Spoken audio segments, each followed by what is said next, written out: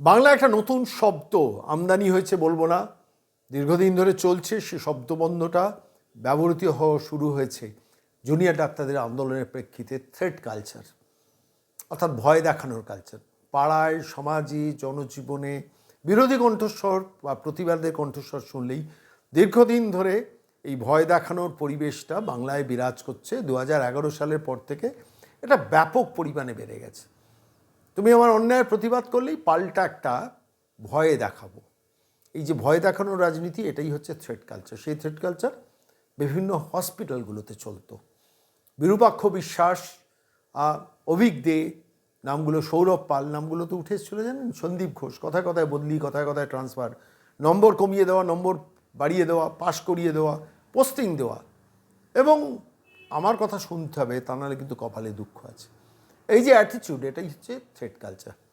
সেই থ্রেট কালচারে আজকে সিএসসিতেও ঢুকে গেছে, সঞ্জীব গোয়েঙ্কার ফার্মে ঢুকে গেছে।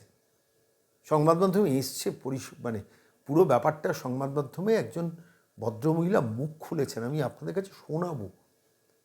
বলছেন ভদ্রমহিলা যে জনৈক সমীর পাজা, তিনি নাকি মাতব্বর ওখানকার এই সিএসসি, এবং তৃণমূলপন্থী ট্রেড ইউনিয়নের মাতব্বর। তার কথায় লোকে ওঠে, তার কথায় লোকে বসে, এবং তার সম্বন্ধে দুর্নীতির প্রভূত অভিযোগ ভদ্রমহিলা করছেন। আমি সেই কণ্ঠস্বরটা আপনাদের কাছে শোনাবো।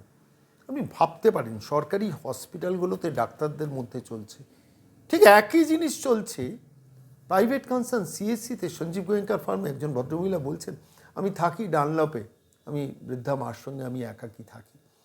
আমি চাকরি করতে যেতাম সিএসসি শ্রীরামপুর অফিসে। সেইখানে তাদের ট্রেড ইউনিয়ন করতে হবে, সেই ট্রেড ইউনিয়ন করবো না বলে শেষ পর্যন্ত তার উপর কী অবিচার হচ্ছে সেই কাহিনীটা শোনাবো। তিনি ঠিক বলছেন না ভুল বলছেন, তার কথা শুনলেই বুঝতে পারবেন যে তিনি কীভাবে অত্যাচারিত হয়েছে।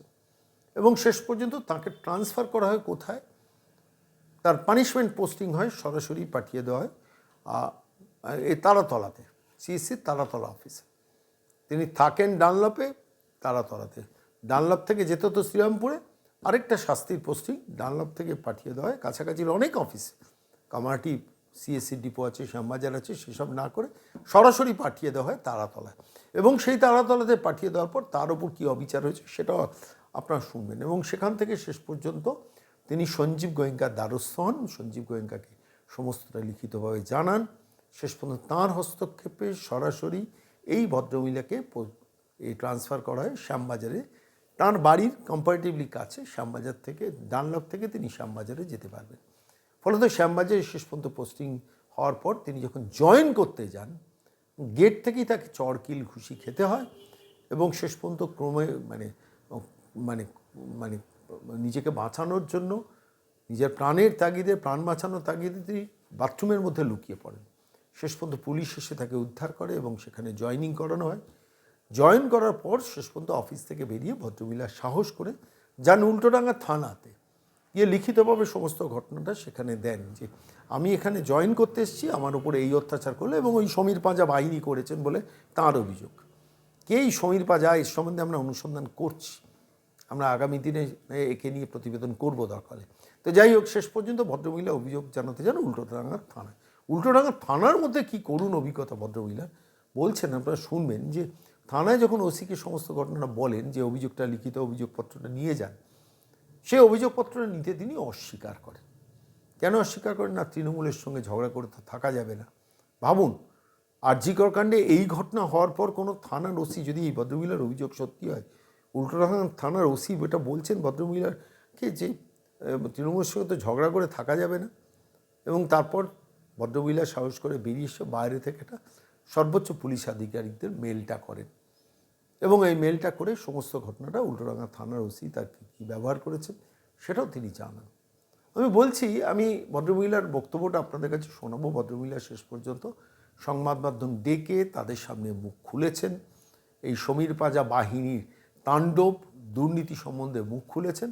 এবং শেষ পর্যন্ত থানায় গিয়ে তার কী করুণ অভিজ্ঞতা হয়েছে সেটাও তিনি মুখ খুলেছেন। আমার প্রশ্নটা হচ্ছে, আসলে সমাজ জীবনে মমতা বন্দ্যোপাধ্যায়, অভিষেক বন্দ্যোপাধ্যায় বাহিনী, তৃণমূল কংগ্রেস এই থ্রেট কালচারটা ঢুকিয়ে দিয়েছে। হয় তুমি আমার, না হলে তোমার জীবন বিপন্ন হতে পারে যদি তুমি আমার অন্যায়ের প্রতিবাদটা করো। এই সমাজ জীবন থেকেই সেটা কখনো ডাক্তারদের হসপিটালে ঢুকে গেছে, আবার কখনো আবার সিএসসিতে ঢুকে গেছে। কি করুন, মানে ভদ্রমহিলা বলছেন যে আমি শেষ পর্যন্ত টয়লেটে লুকিয়েছিলাম, ভাবতে পারেন। একজন ভদ্রমহিলাকে তিনি সঞ্জীব গোয়েঙ্কার নির্দেশ মোতাবেক জয়েন করতে যাচ্ছেন, তিনি প্রাণ ভয়ে প্রাণ বাঁচানোর জন্য শেষ পর্যন্ত সিএসসির টয়লেটের ভেতরে গিয়ে নিজের প্রাণ বাঁচানোর জন্য লুকিয়েছিলেন।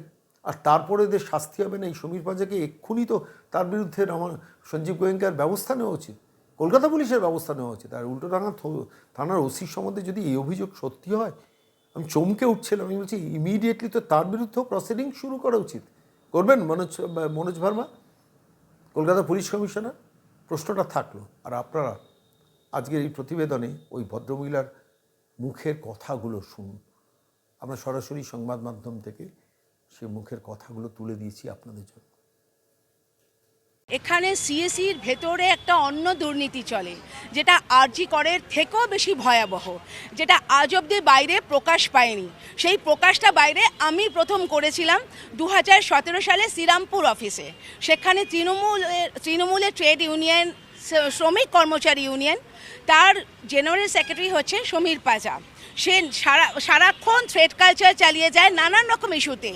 দূরে দূরে মানুষকে ট্রান্সফার করে দেয় বাড়ি থেকে, সেই মানুষটাকে আবার বাড়ির কাছে আনার জন্য মিনিমাম 5 লক্ষ টাকা দিতে হয় ওকে।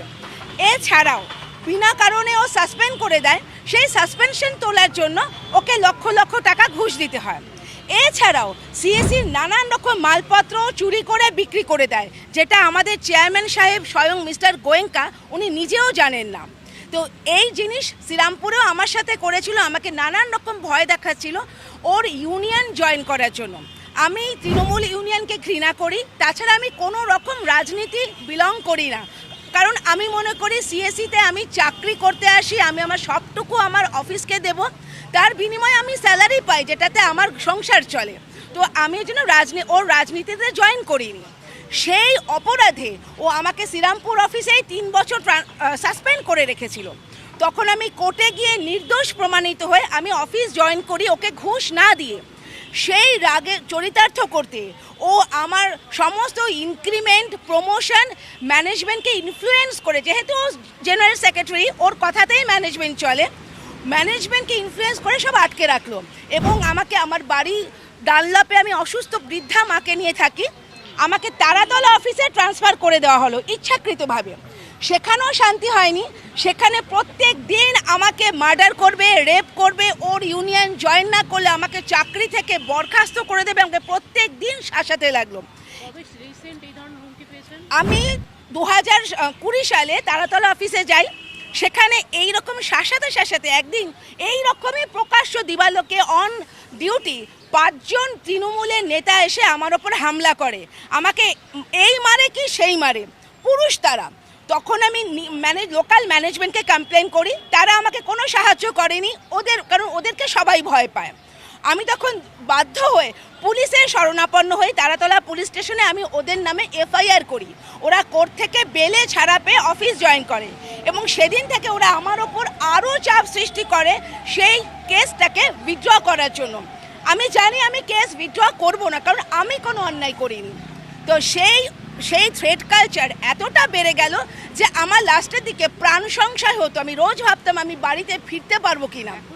এই সমস্ত ঘটনা আমি আমাদের চেয়ারম্যান সাহেব ডক্টর সঞ্জীব গোয়েঙ্কাকে লিখিতভাবে জানাই যে আমার ওপর দিনের পর দিন সিএসসিতে অত্যাচার হচ্ছে।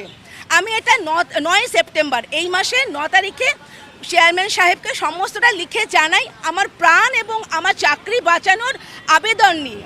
আমাদের চেয়ারম্যান সাহেব খুবই ভালো মানুষ, ওনার কান অবধি এই দুর্নীতি পৌঁছয় না।